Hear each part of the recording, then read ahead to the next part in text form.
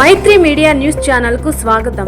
ఆసుపత్రి కూడా ప్రజా సంక్షేమానికి కావాల్సినటువంటి ప్రతి కార్యక్రమం కూడా ప్రతి ఒక్క గ్రామంలో కూడా ఏర్పాటు చేయడం జరిగింది.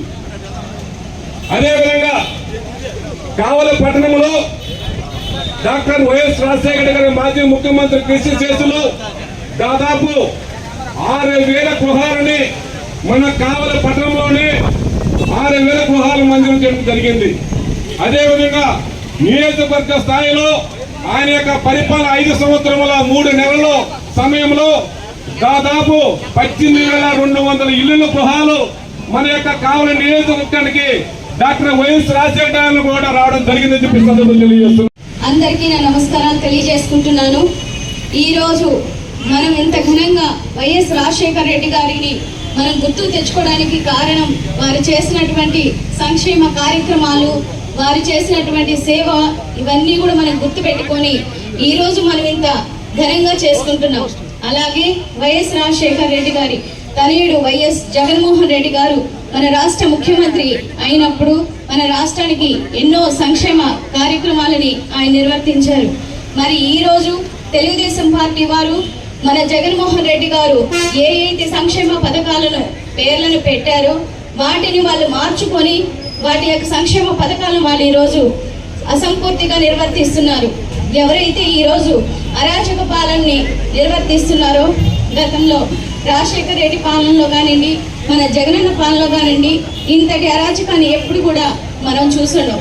కానీ ఈరోజు చిన్న దగ్గర నుంచి పెద్ద దగ్గర పేదవాడి దగ్గర నుంచి ధనికుడి దాకా ప్రతి ఒక్కరి పైన కూడా అరాచకాన్ని సృష్టిస్తున్నటువంటి తెలుగుదేశం పార్టీని మనం ఎప్పటికీ కూడా ఇక రాకుండా మనం చూసుకోవాలి.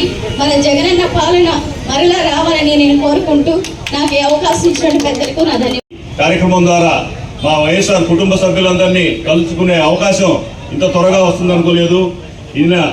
ఇది ఎందువల్ల అంటే ప్రభుత్వం ఏర్పడిన సంవత్సరంలోనే ఈ ప్రభుత్వానికి ఇంత వ్యతిరేకత ఎందుకు వచ్చిందంటే అబద్ధపు హామీలు చెప్పి ప్రజల్ని మోసగించడం, గతంలో రాజశేఖర రెడ్డి గారి ప్రభుత్వం అమలు పరిచిన కార్యక్రమాలని ప్రజలు నెమరు వేసుకోవడం, మరియు మా ముస్లిం కుటుంబాలకి ఈరోజు వారి కుటుంబాలు లబ్ధి పొందిన వాళ్ళు జీవితాంతం గుర్తుపెట్టుకునే విధంగా ఏదైనా సహాయం చేస్తే వాళ్ళు కొంతకాలమే అనుభవించే అవకాశం ఉంటుంది. మనం విద్యాపరంగా ఆర్థికంగా వెనుకబడినటువంటి ముస్లిం సమాజానికి 4% విద్యా వైద్యంలో మాకు విద్యలో రిజర్వేషన్ కల్పించి ఈరోజు విద్యాపరంగా అభివృద్ధి చెంది మా పిల్లలు సాఫ్ట్వేర్ ఇంజనీర్లు ఉద్యోగస్తులుగా వెళ్ళి ఆ కుటుంబాలు ఆర్థికంగా ఎంతో ఎదిగాయి. గతంలో అంతకు ముందున్న ప్రభుత్వాలు ఏం చేశాయంటే పనికి ముట్లు ఇచ్చేది, వాళ్ళు పని ముట్లు ఇచ్చేది, అట్లా ప్రోత్సహించి లోన్లు ఇచ్చేది, వాళ్ళకి అరాకొరా నిధులతోనే వాళ్ళ జీవితాలు వెట్టి చాకిరిలో మగ్గిపోతుండే అవకాశం ఉండేది. అటువంటి రాజశేఖర రెడ్డి గారు మాకు అవకాశం కల్పించినందువల్ల ఆ తనయుడు మరియు మా మాజీ ముఖ్యమంత్రి వర్యులు శ్రీ జగన్మోహన్ రెడ్డి గారు కూడా 18,500 అని చెప్పేసి వెనుకబడిన ముస్లిం బీసీ మహిళలకు అకౌంట్లో లెక్కేసి ఆర్థికంగా తోడ్పాటును అందించారు.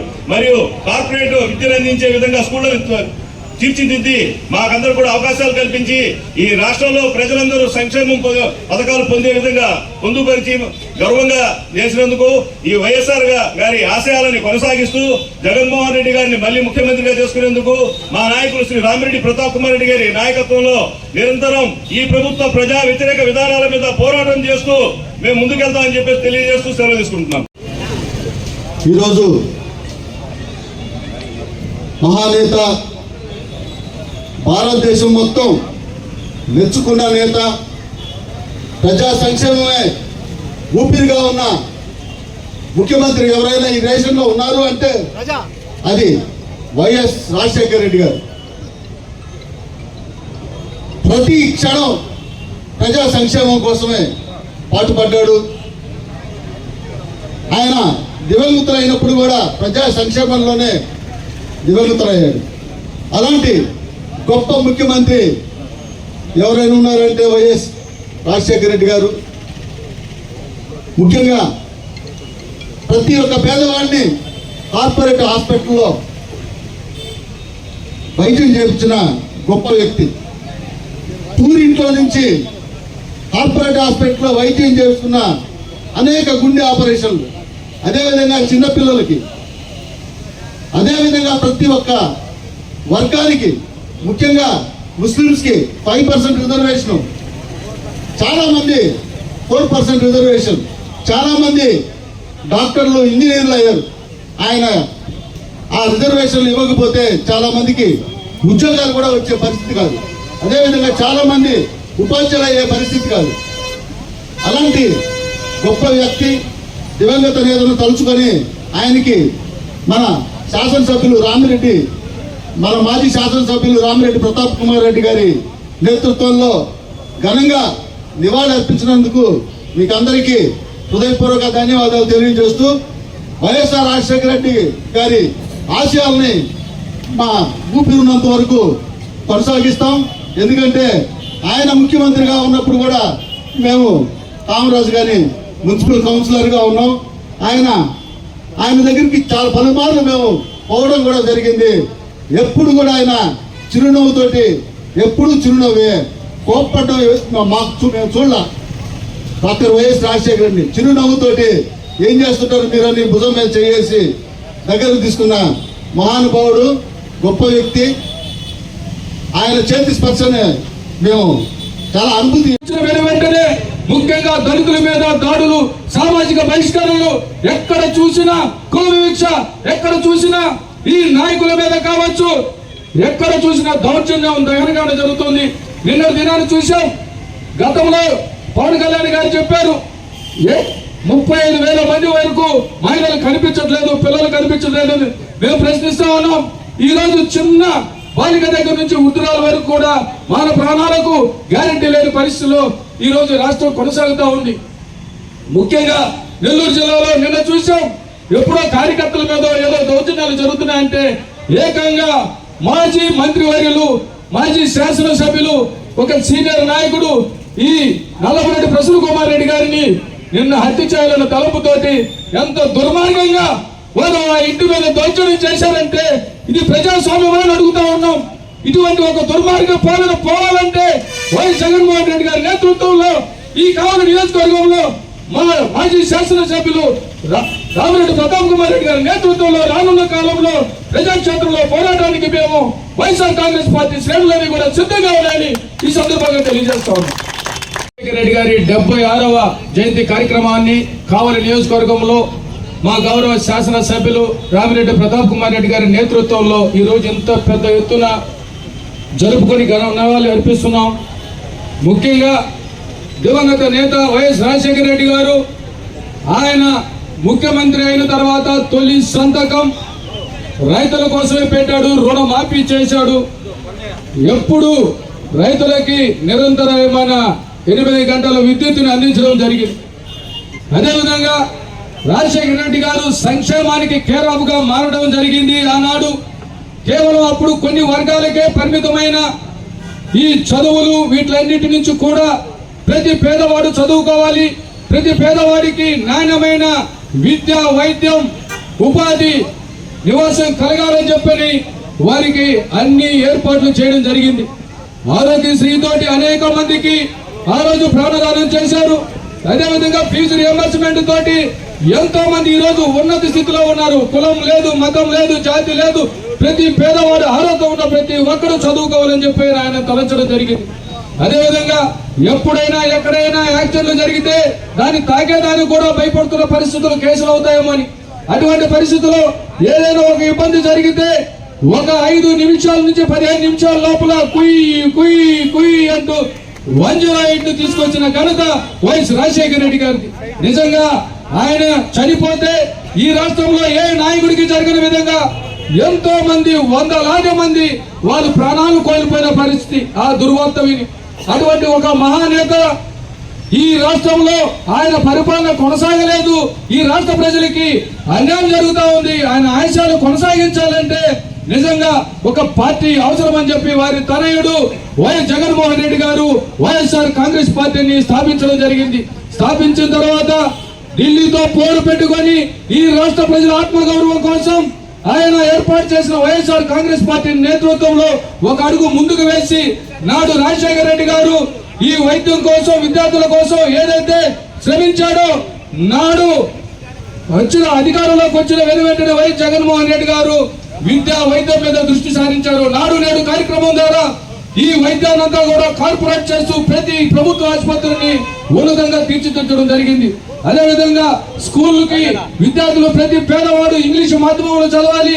ఇంగ్లీష్ ఈ రోజు గ్లోబలైజేషన్ తర్వాత ఇంగ్లీషు మాధ్యమం లేదే ఈ ప్రతి పేదవాడు ఎక్కడికి కూడా పోయి ఉపాధి కల్పన కోల్పోతున్నారనే ఉద్దేశంతో పేదవాడికి ఇంగ్లీషు విద్యను అందించేందుకు నాడు నేడు కార్యక్రమం ద్వారా ఒక ఇంగ్లీషు మాధ్యమం తీసుకొని రావడం జరిగింది. ఆనాడు ప్రతిపక్షంలో ఉన్నప్పుడు ఆనాటి ప్రతిపక్షం ఈనాటి అధికార పక్షమైన చంద్రబాబు నాయుడు గారు అదేవిధంగా పవన్ కళ్యాణ్ గారు పేదవాళ్ళకి ఇంగ్లీష్ మీడియం ఎందుకు అని చెప్పని ఎద్దేవా చేయడం జరిగింది.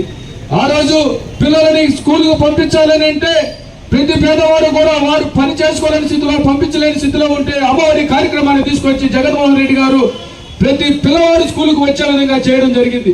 అంతేకాకుండా ఈ రోజు నిన్న చూసాం విజయవాడలో జూనియర్ డాక్టర్లందరూ ధర్నా చేస్తా ఉన్నారు. నిజంగా వైద్య విద్య కోసం ఎంతో మంది నీట్ రాసిన వారికి ఎక్కడ కూడా సీట్లు దొరక్క గత ఈ ప్రభుత్వానికి పక్క రాష్ట్రంలో ఉన్న వారికి కూడా ఎంతో తేడా ఉందంటే నిజంగా ఎంతో మంది విద్యార్థులు ఆత్మహత్యలు చేసుకునే అవకాశాన్ని కలిగించిన ప్రభుత్వం ఈనాటి ప్రభుత్వం. వైద్య విద్య కోసం ఎన్నో కలలు కంటే నాటి ప్రభుత్వం జగన్మోహన్ రెడ్డి గారు 17 వైద్య కళాశాలని ఈ రాష్ట్రానికి తీసుకుని వస్తే వాటిని దుర్మార్గంగా పేదవాడు వైద్య విద్య చదువుకోకూడదనే దురుద్దేశంతో ఈనాటి ప్రభుత్వం ఈ కాలేజీలన్నింటినీ కూడా ప్రైవేట్ పరం చేస్తూ వారు జీవో జారీ చేసిన దాని మీద నిన్న వైద్య విద్యార్థులందరూ కూడా నిన్న రోడ్డు మీదకి రావడం జరిగింది.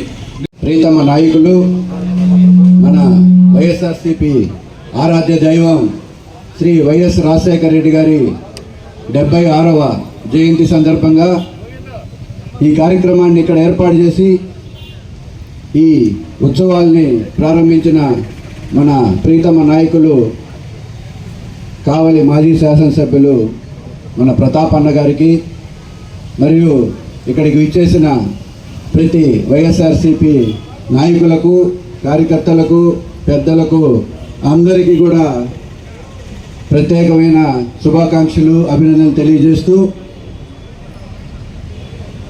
ఈరోజు వైఎస్ఆర్సీపీ పార్టీ మనుగడ రాజశేఖర రెడ్డి గారి ఆశయాలతోనే స్టార్ట్ అయింది. వారి ఆశయాలు కొనసాగించేదానికే మన పార్టీ పుట్టింది.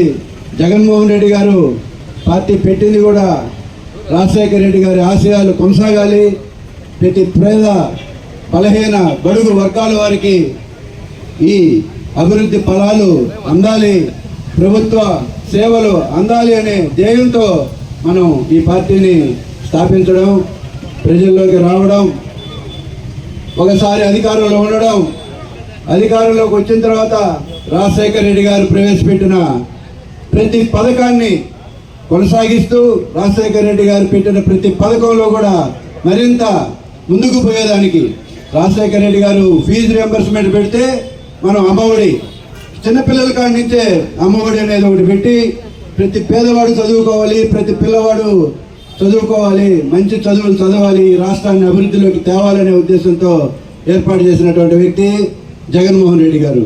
అదేవిధంగా మన ఆరోగ్యశ్రీ ఒక 1000 కేసులకో 1000 జబ్బులకో ఒక కార్యక్రమం రాజశేఖర రెడ్డి గారు ఉన్నప్పుడు పెట్టుంటే దాన్ని తెలుగుదేశం గవర్నమెంట్ పూర్తిగా నిర్వీర్యం చేసిన జగన్మోహన్ రెడ్డి గారు వచ్చే ఈ 3000 చిల్లర కేసులను కూడా చూసేటట్టు ఆరోగ్యశ్రీని మళ్ళీ ఇంకా ఎక్కువగా దాన్ని ప్రోత్సహించడం జరిగింది.